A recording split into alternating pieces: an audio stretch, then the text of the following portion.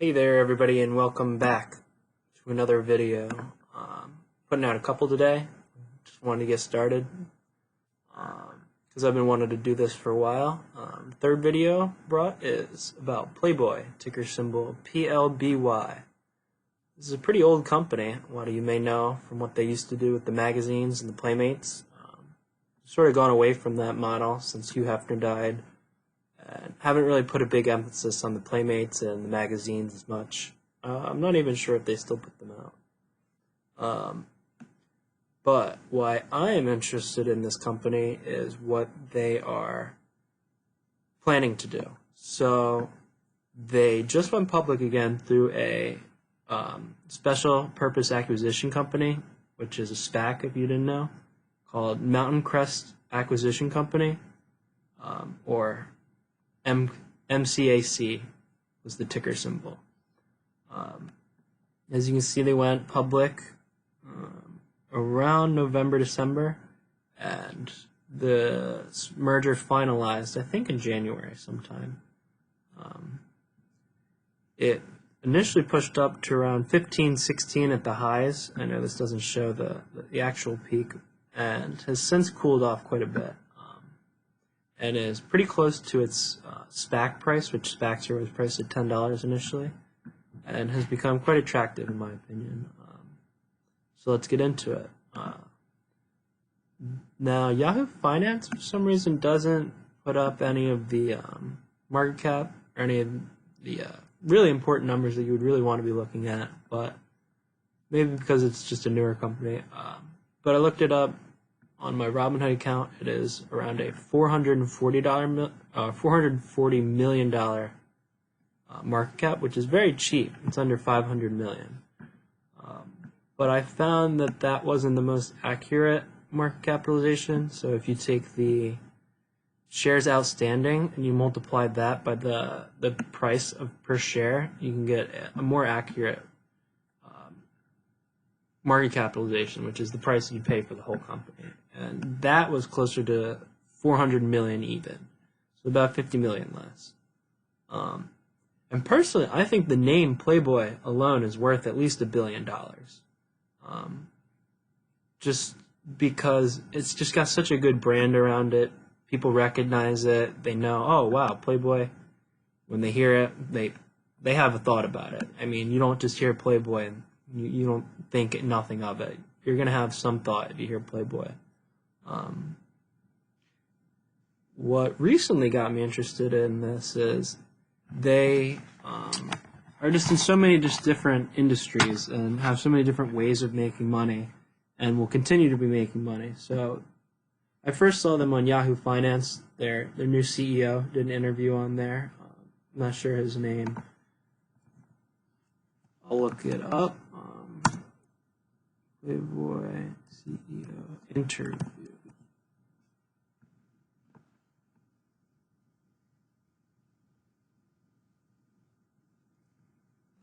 Let's see here.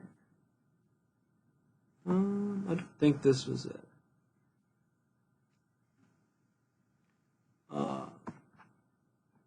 But yeah, no, that's not it. But the basic idea, he just kind of told the interviewer what they are planning and what sources of income they will be going after.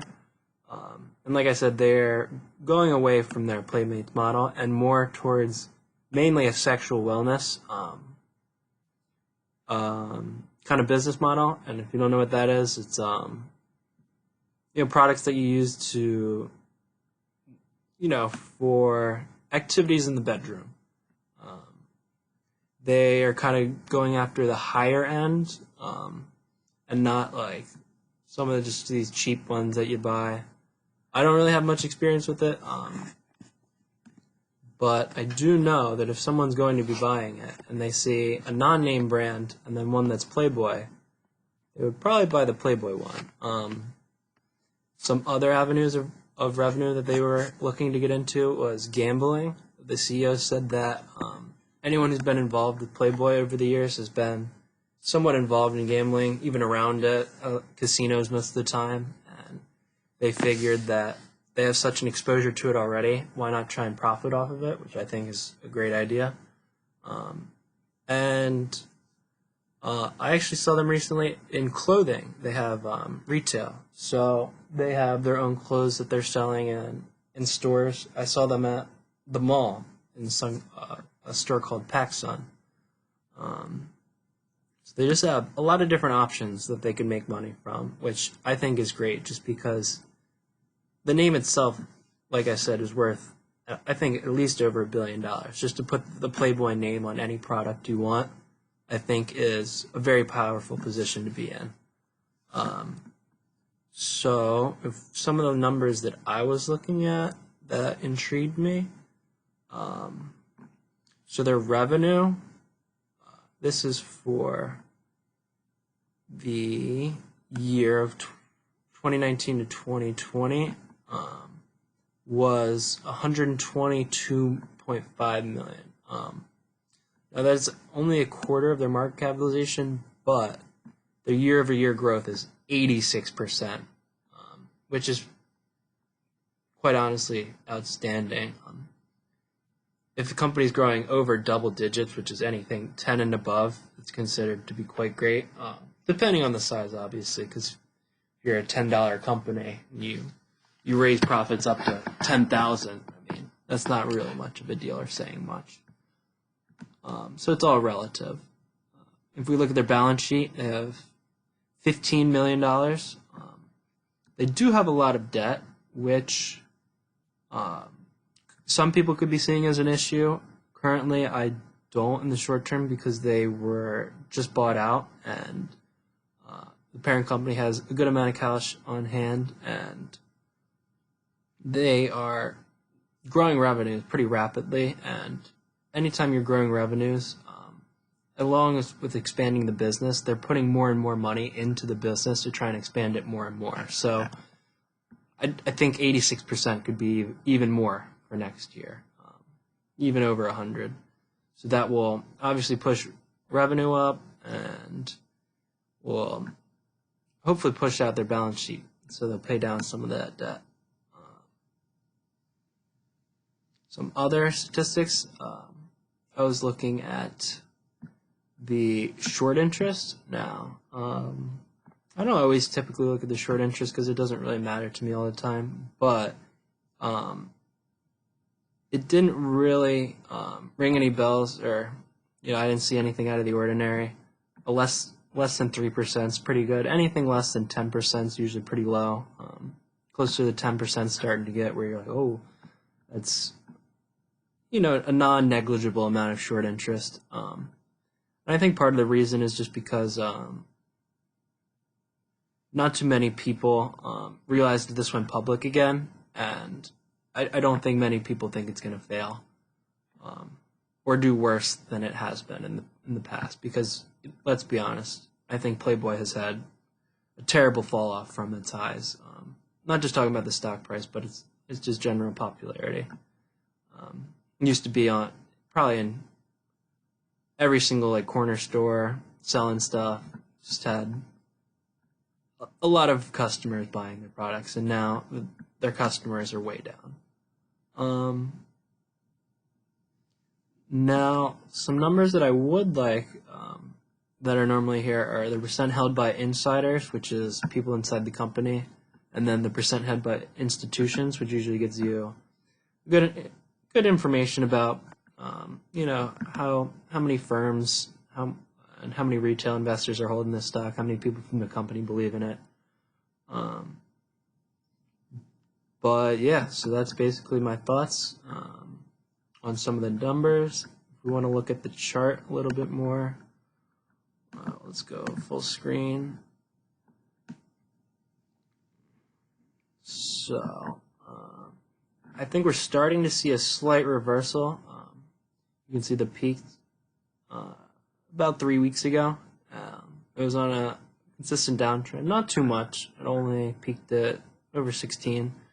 So it's down a little over 25%, which really isn't too much.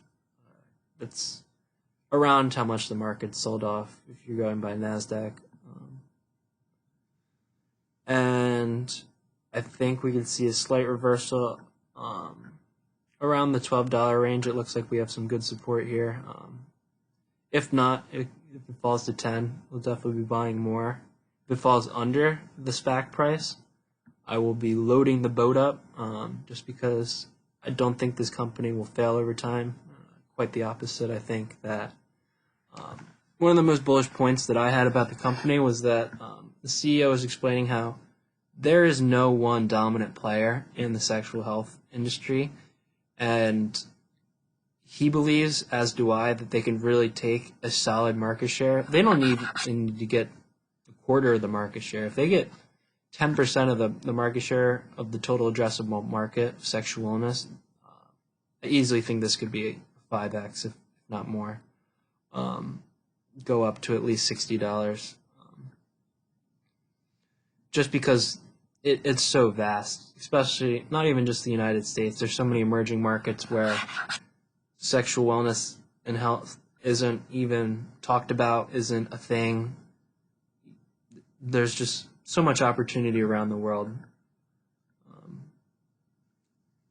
and they're already global. Like I believe that most countries in the world, people know what Playboy is. And if they know what it is, they're probably going to be buying their products if they see a non-name brand next to it, especially if they're around the same price.